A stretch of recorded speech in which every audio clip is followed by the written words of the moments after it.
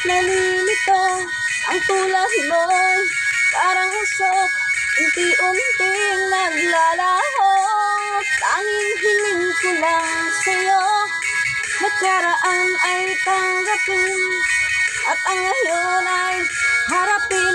Ang bukas mo'y darating pa, kaya't huwag sanang damdamin, pagkat ito'y payo lamang mula sa